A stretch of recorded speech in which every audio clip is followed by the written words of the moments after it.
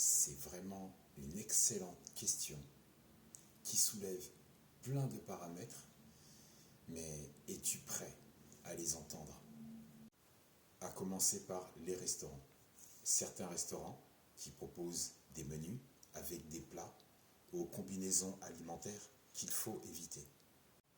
Comme les salades d'été, où on y mêle concombre et tomates qui forment un duo de choc pour ton organisme. Ou des plats combinant des pommes de terre avec de la viande.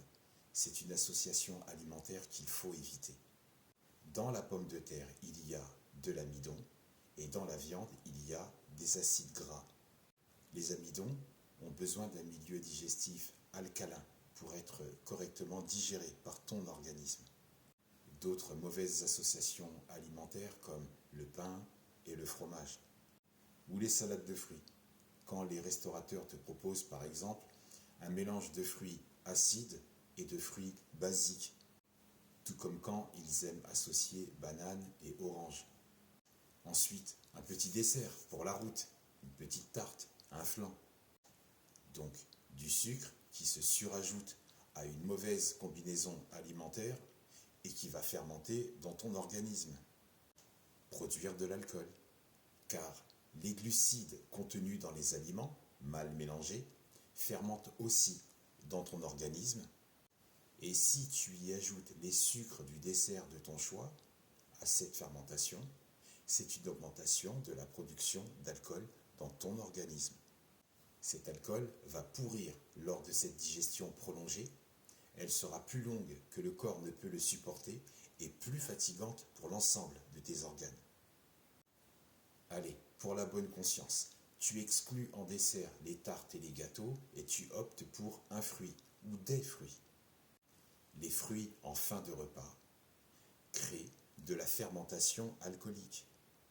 Une fermentation de ce type peut bousculer ton microbiote intestinal qui vit une fermentation en excès, qui peut être à l'origine de troubles et de déséquilibres intestinaux.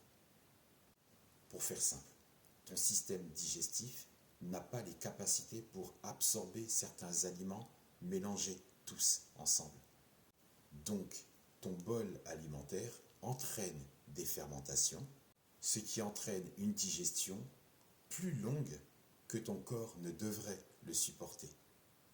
Une partie va se transformer en une sorte de colle, c'est-à-dire tous les résidus que ton corps ne sait pas digérer totalement. Et cette colle, c'est ce qui sort du nez quand tu te mouches ou bien quand tu craches. Trop de colle, trop de toxines, donc un ralentissement de tes fonctions organiques. Ensuite, pour l'autre partie, eh oui, c'est pas fini. Des acides se dégradent et créent des inflammations. Ça provient des viandes, des produits laitiers et des aliments acidifiants. Maintenant, le vin, on y vient. Boire du vin au cours d'un repas peut entraîner des désagréments pour ta digestion. Une fermentation excessive dans l'estomac, une perturbation de la digestion. Le vin peut ralentir ton processus de digestion en effectuant une augmentation de production d'enzymes digestives. Et là, ton estomac te dit « Hé, il y a trop de monde !»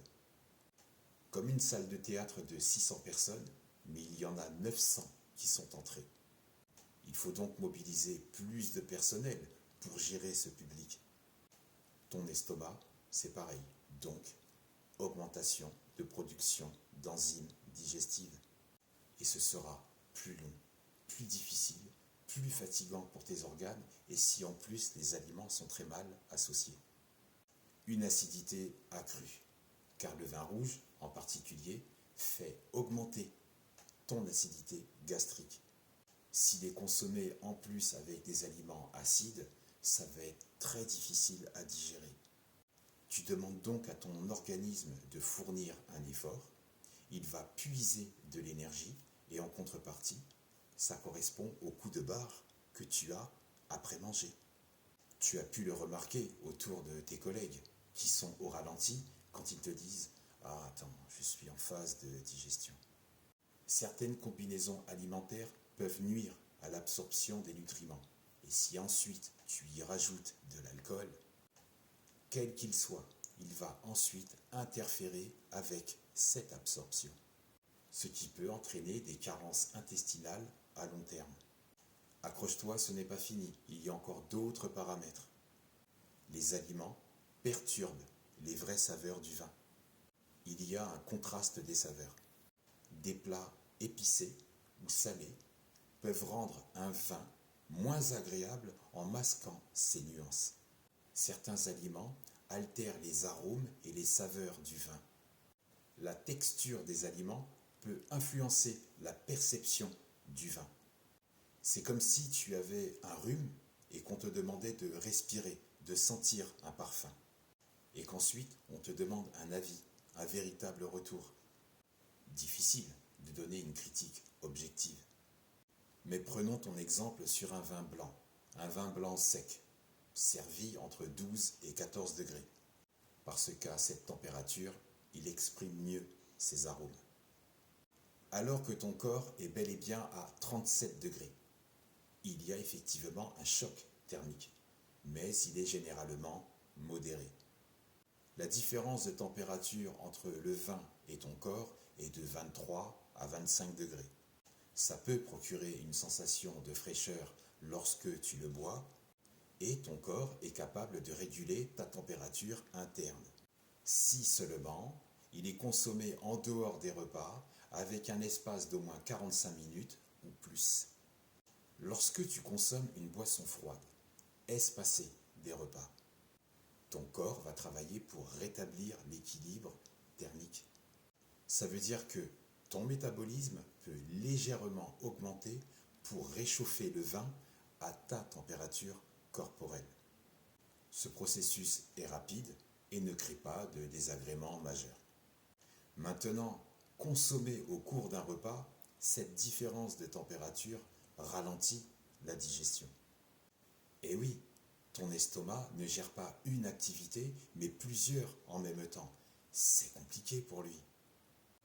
Donc, ralentissement temporaire de digestion, car c'est trop de taf pour lui. Et ça peut donc affecter ta circulation sanguine dans ton estomac. Que le vin blanc, les restos et la paix soient avec toi.